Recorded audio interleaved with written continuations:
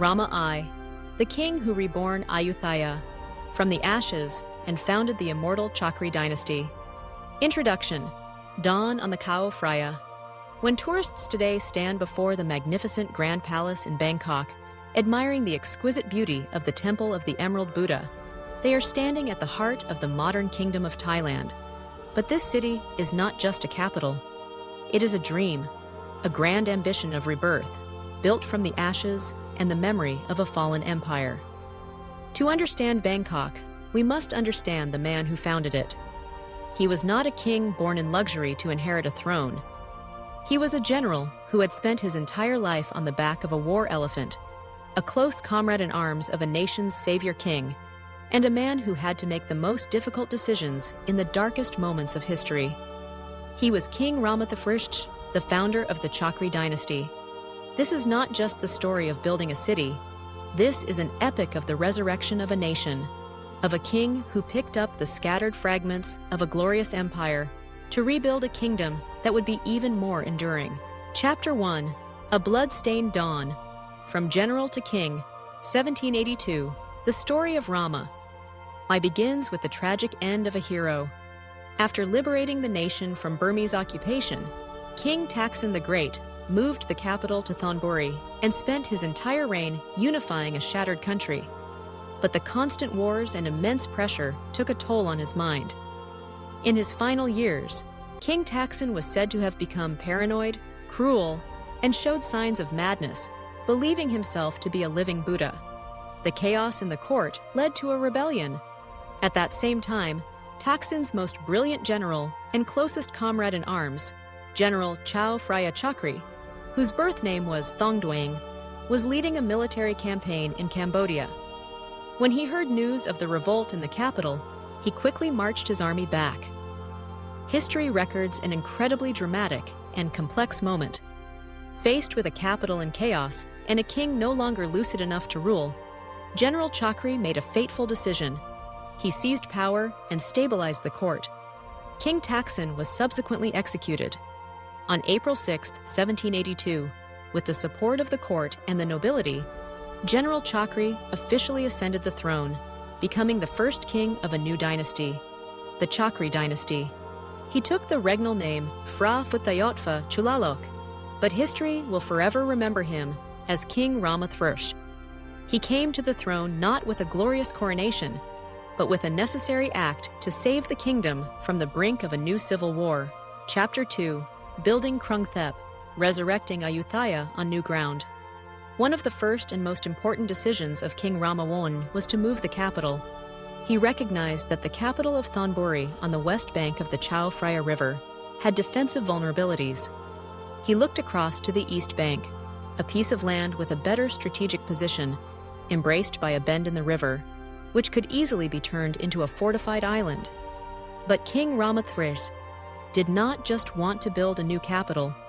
He wanted to resurrect the soul of Ayutthaya.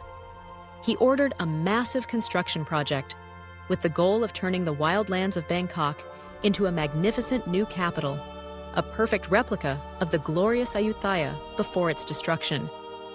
This new capital was given a sacred name, Krungthep Mahanakon, meaning City of Angels. A symbolic act.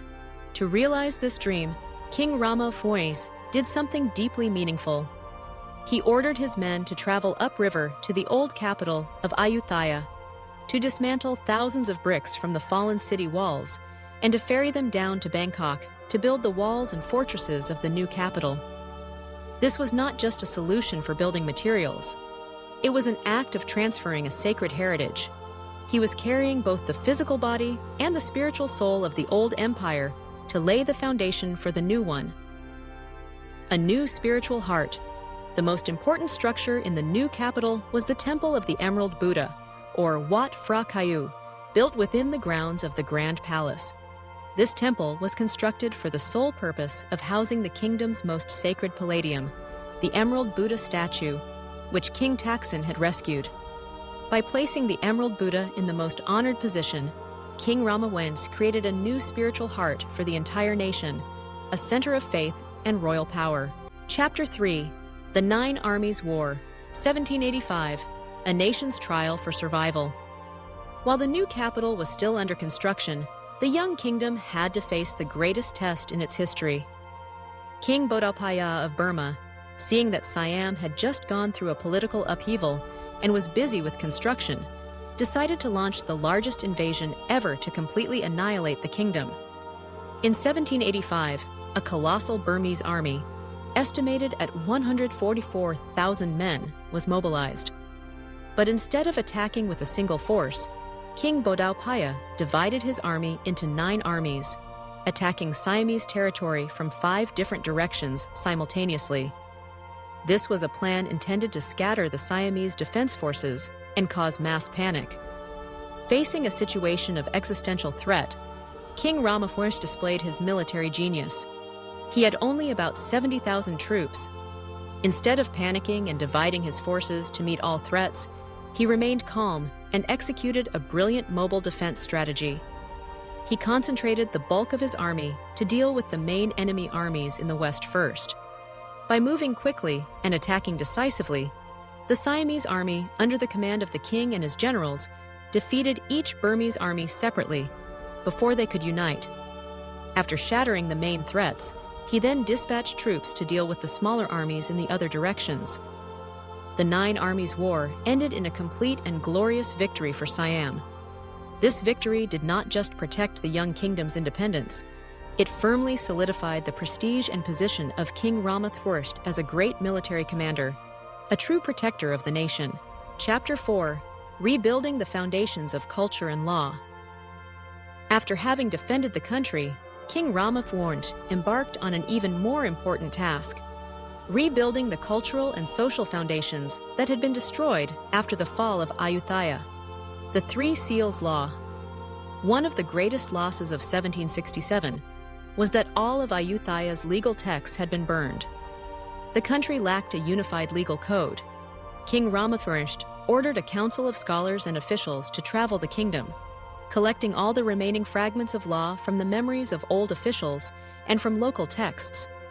From this, they compiled and systematized a new legal code, known as the 3 Seals Law. This was a phenomenal achievement, creating a stable legal foundation for the kingdom for more than a century afterward. The Great Council of the Tripitaka. Similar to the laws, many Buddhist scriptures, the Tripitaka, had been lost or corrupted. King Rama I, as a devout Buddhist king, convened a great council of the most learned monks to check, compare, and compile a complete and accurate version of the Tipitaka. Rewriting the Ramakien epic. The literary heritage of Ayutthaya had also been devastated. King Rama I patronized the court poets and artists to recreate the entire national epic, the Ramakien, from what they could remember. In this way, he ensured that the cultural soul of Ayutthaya would not be lost. Conclusion: the legacy of the founding king. King Rama I passed away in 1809. In his 27 years of rule, he completed a colossal amount of work. He founded a new dynasty, the Chakri Dynasty, which still reigns to this day. He built a new capital, Bangkok, one of the most dynamic cities in the world. He defended the nation from the largest invasion in its history, and he rebuilt the entire legal and cultural foundation for a whole nation. If King Taksin was the heroic savior who liberated the nation from occupation, then King Rama I was the great architect, the one who turned that liberation into an enduring independence. He took the fragments of the past to build a glorious future. He is the true father of modern Thailand.